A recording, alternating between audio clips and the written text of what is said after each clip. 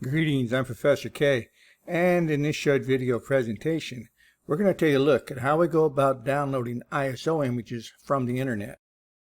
So it makes no difference if we're talking about Microsoft or we're talking about Linux. Whatever operating system you're going to download from the internet, it's probably going to be in the shape of an ISO image or an OVA file. So let's say that you need an ISO image for Server 2016 or Server 2019. Easiest way to do that, just go to Google, type in download Microsoft Server ISO images. It's going to give you some links for those ISO images that are going to be located on the Microsoft Evaluation Center. Now you just open up the Evaluation Center. Now you might have to fill out some information to get the actual link. But when you're taken to the Evaluation Center, you're going to have a choice of downloading in one of three different formats. You want the ISO image if you're building a virtual lab at home. So here I have the radio button checked for ISO image. Now when I click on continue, this is where it's going to ask me for some personal information. Makes no difference what you put in these boxes. They're not going to send you an email to validate. They're just going to take your information and then send you over to the next jump in the URL. From there, you can download the ISO image. So I'm just going to type in some information here.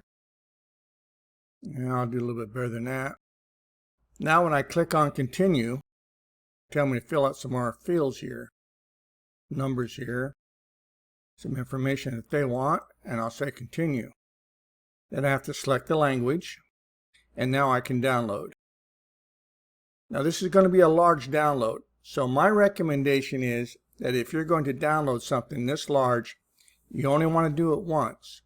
You're not going to want to have to keep going back and forth because your download got stopped or you lost your internet connection.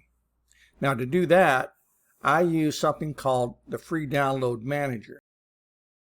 This is the Free Download Manager. Open this up here. I already have it installed. I'll go ahead and launch it. This is what it looks like. So I can start a new download just by clicking on this plus sign here. And I can enter the URL, or I can choose to use a torrent file.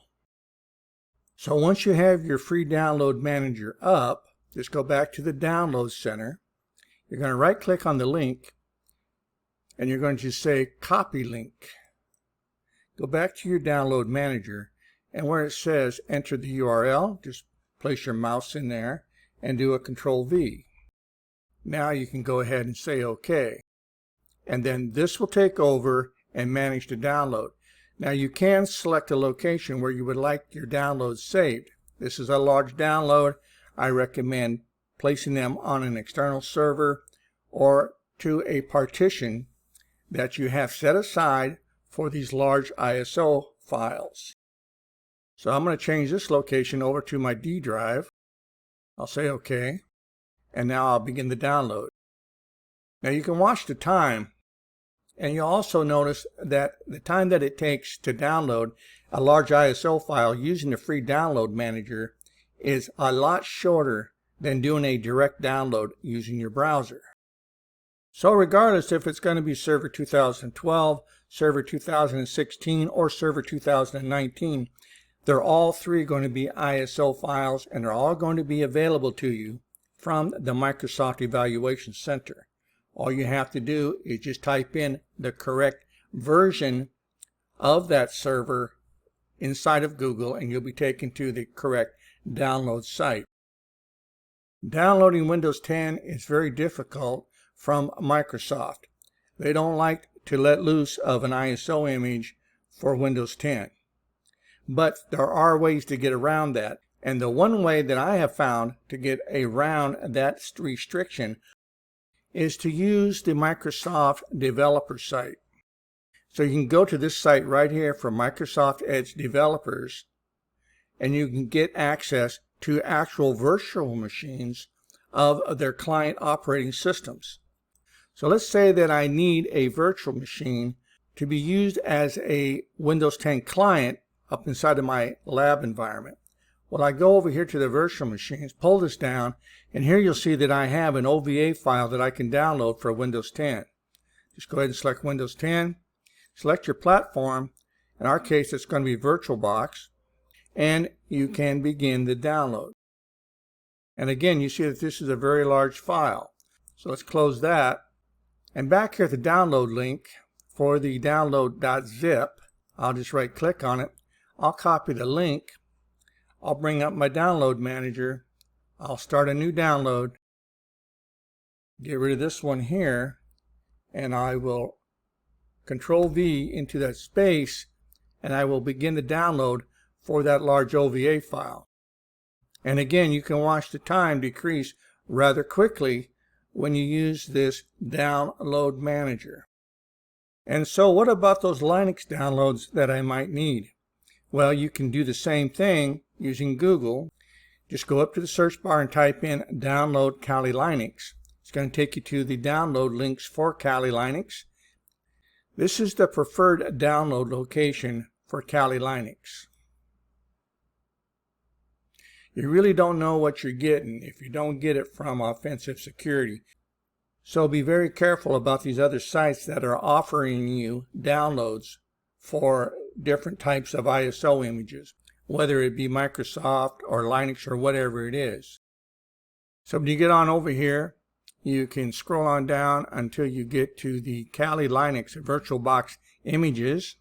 So here you see that underneath VirtualBox images for Kali Linux, we have an option.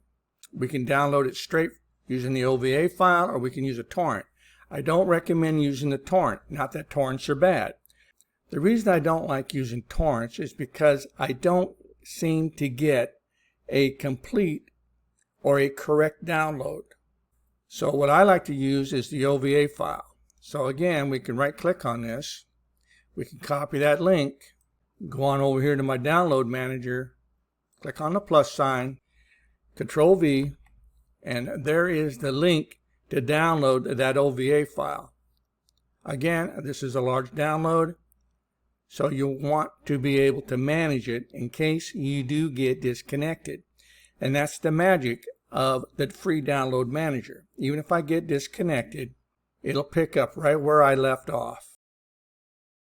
So in this short video presentation, you got to see how easy it is to get legit ISO images and OVA files from the actual distributors of those operating systems such as Microsoft and Kali Linux. Got any questions? You got any concerns? Please don't hesitate to reach out, contact your instructor, and I'll see you in my next video.